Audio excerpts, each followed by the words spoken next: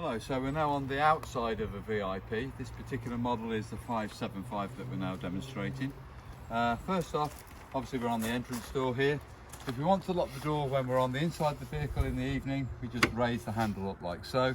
And if we want to open the caravan back up, bring it back to the horizontal position and then lower it like so. The lever latch retracts, allowing it to open. When you come to close the door, just get it to that point there, pull the handle and just push it firmly home, and that's the simple operation on that. The key goes in a vertical position. You turn it, there's a couple of symbols on the door handle here. So one is a lock position, that's a lock, and then you turn it the other way to the unlock position, obviously for unlock. So when you do that, that's lock, that's unlock. Okay. This has got a magnet which retains it back against the side of the caravan. That's how it retains against the bodywork. Just pull it nicely away from the body when you want to close it and put it back into place. Moving on from this area here, I'm just going to point out that we've got a VIN plate sticker here.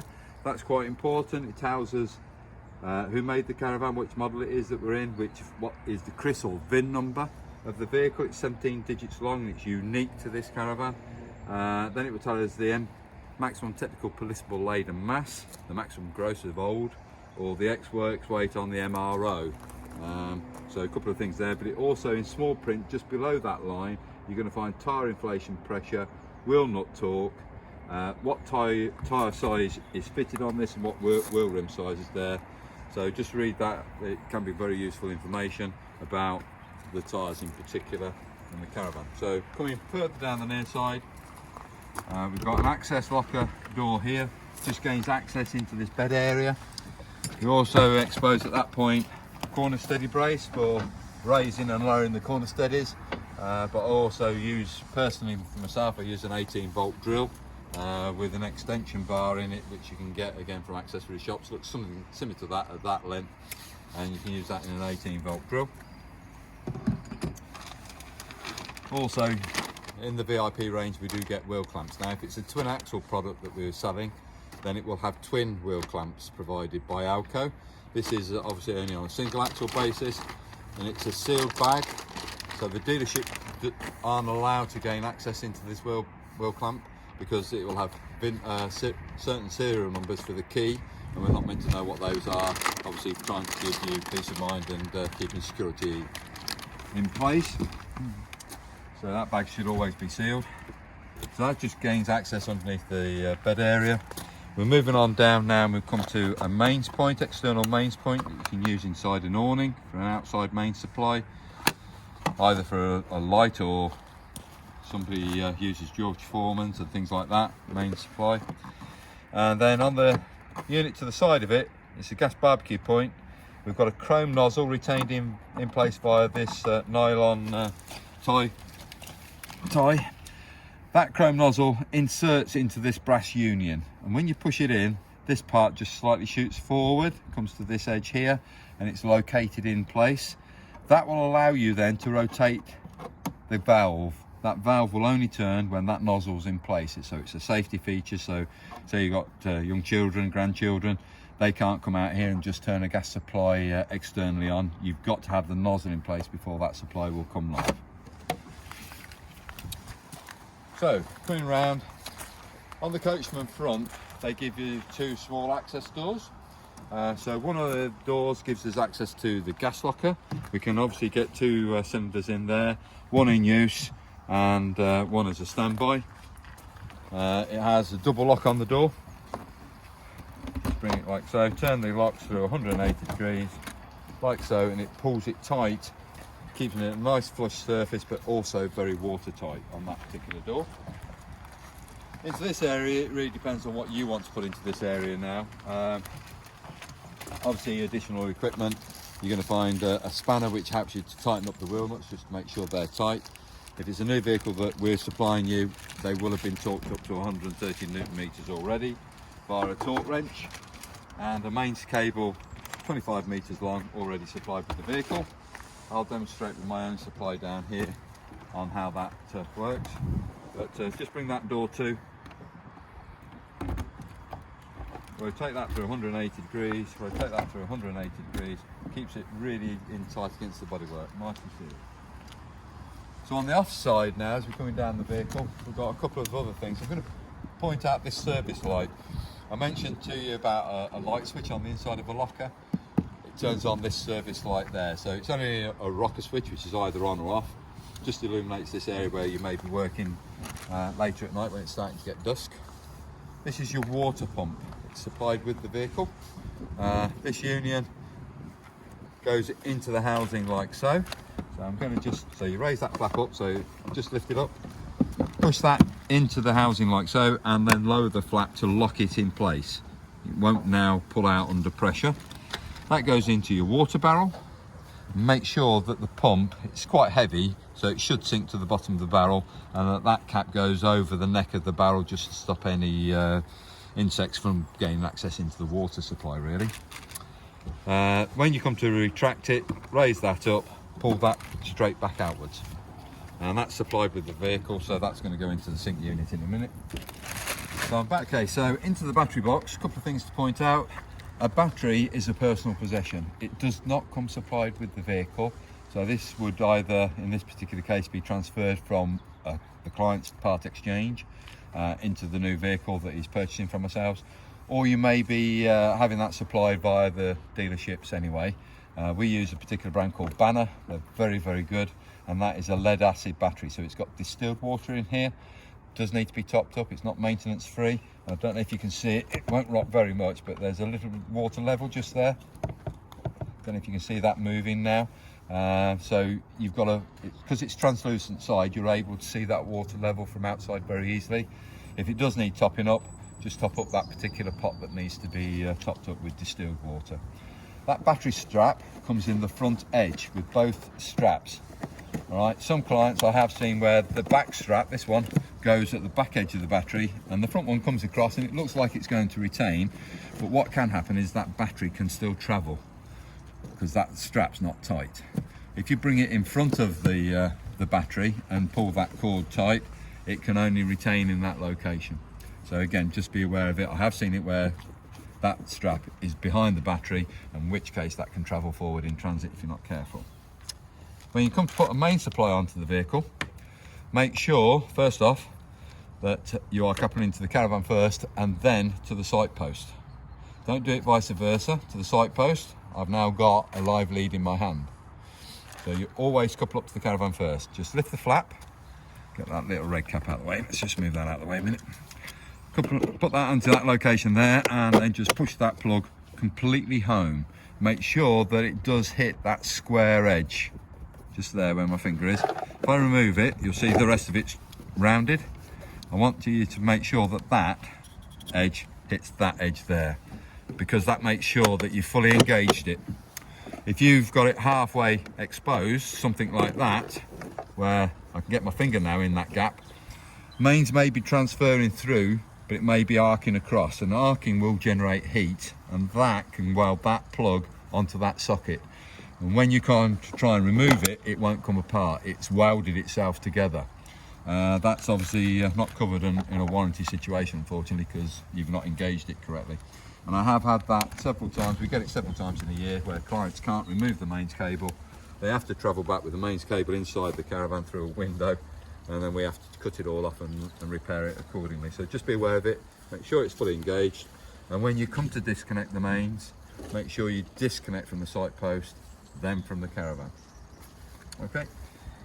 On this particular vehicle, we have got a caravan motor mover fitted, and we will be doing a video with reference to that, and that is just the isolator key going into the socket, just so you're aware of what that part is on this particular product. But I'm also going to point out there's two external points here for the aerial. That is a standard aerial coax connection, and this is an F connector for a satellite. So if you do have a freestanding cube or something like that as a satellite supply, you can connect it via that F connector, and it will go onto one of the television points within the vehicle. The other standard coax is just for a supply that the site owner's now giving you. If you're in a very poor reception area, sometimes they do supply you their own supply. Coachman always provide you with the battery spanner because they're 12mm nut and bolt arrangements. So just be aware that there is a spanner there, but I always carry my own little spanner set anyway. And that's how you retain that in place. Like so. Moving further down the offside of this vehicle now, we're coming to where the waste outlets are located. There's two of them. You're going to find one is from the kitchen sink and also from the vanity basin, and the other one will purely be from the shower tray only. There's two pipes that normally go into there, or a union that you can use where you bring in two into one, but that's something again which is not supplied as standard. It's down to the end user as to what they wish to use. Well, I'm going to come down to where you'd now come to the toilet arrangement. So pink chemical, as I said, goes into the top tank. Please read the instructions on the back or on the side on this particular way, on this particular case. It tells you the concentration level that you need to be putting into this. This holds approximately 8 litres of fresh water. So I use something like that as a canister. I don't try and pick up an Aquaroll, which is 40 litres. It's way too heavy. Please use a separate water container. I'm not even bothered if they're 6 pint milk bottles that you decide to use. But something like that, fill it up with water, put some pink chemical into there, the right concentration, pour your water in, fill it to that level there, fill it to just till it comes to the top of the neck, and that's all it needs to be. And that would be then set up for flush tank operation at its maximum set. That's not locking for some reason very easily. There we go.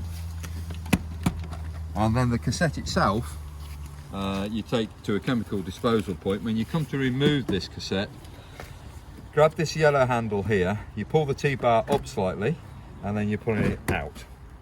Okay, you retract that completely out of the housing, and you extend that handle again so that you can now travel easily to your chemical disposal point. We're not going through the airport lounge like that. My suitcase is normally bigger than this. Just put that back in place when it's not required. When you're at your chemical disposal point, turn the funnel round to approximately 45 degrees. Only approximately, it doesn't have to be spot on. Remove the end cap, and as you turn that over like so, you press that button in there. So that allows the air to flow in. Any waste product comes out of the funnel. We've not got anything in this, thank goodness. So there's no water coming out, but obviously what you'd find is water and evolutions come out of that into your chemical disposal point. On the cap, when we come to put it back in, you'll find that there is a slight measuring jug measures on there. So depending on what product you're using, it will tell you whether you've got to go to 25 mil or 50 mil or 75 mil of chemical additive to go in there. But look at the product that you're using, because it will be different concentrations for different cassettes. Again, at the chemical disposal point, just retract that plate like so, open the blade up, and now you can swirl it around with a hose pipe just to clear any debris that's in there. Swirl it back round again, flush it away, and that's the simple cassette. Put some blue or green chemical back into here. It's the first time I mentioned green to you. Green is a product that you use if you're on a septic tank situation. So if you're on a site where you've got septic tank, technically you should be using the green product, but be governed by the site owner on that particular item there. They'll tell you whether they accept blue or green. When you come to put it into the housing, back into the housing plate, make sure that that bit isn't across like so, that it is going to go in the direction you're pushing it. Otherwise, if that's like that, it will only go so far, it will knock against the stop and won't allow you to push it in. Now it goes in quite easily. That plate, that arm now, that T-bar is just locked into place, so it can't come out. And the only thing to tell you now is about emptying the top tank. I don't recommend that you travel with massive amounts of water in here. There are some electronics obviously on top of that cassette where you're pushing the blue button down, and also the illumination of the holding tank when it's almost full. So for transit, you only want a couple of pints, just a small amount of water in there for transit so that you can use it while you're travelling to your destination. But if you do want to empty it, you do empty it this way. You pull this little pipe out of its housing location just on the top clip there, pinch the pipe, remove the bung, and as you remove the bung you release it, and then any water that may be in this is going to just run away. Now if I was being conservative, I'd actually catch that if it's a pink chemical add in there, because I could use that next time. So I might catch that and keep it as for the next time I come to use the caravan. That little rubber pipe just sits in a cradle, sits in that little plastic cradle there, and that's out the way. That is the cassette, and you lock it back up again. Right, I've got a couple of things just now just talk over very quickly. Obviously number plate location, but don't worry too much about that, it's a private one for somebody else. This particular vehicle has had a chemical treatment applied to it called paint seal. It's another item that most of the dealerships do sell if you want it, and you can see how nice and clean this vehicle looks. It's showroom condition, it really is. I know it's a brand new vehicle, it should look like that, but it will retain that shine if you have that chemical applied to the side of the vehicles. They also apply it to the upholstery, so just be aware of it. It is something you can have as an additive. This particular client's asked for a caravan cover, so they're not standard on the VIPs. It is something as an optional extra. They have to come from Coachman.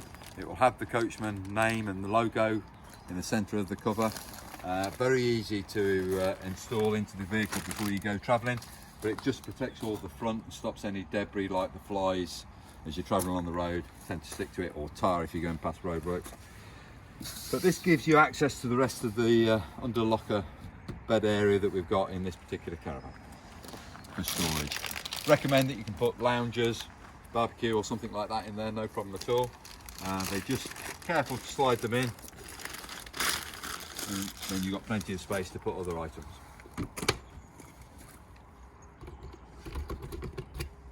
So I now just want to thank you very much for watching this video. I hope you found it to be informative. My name's Adrian, I'm from Broadlane Leisure.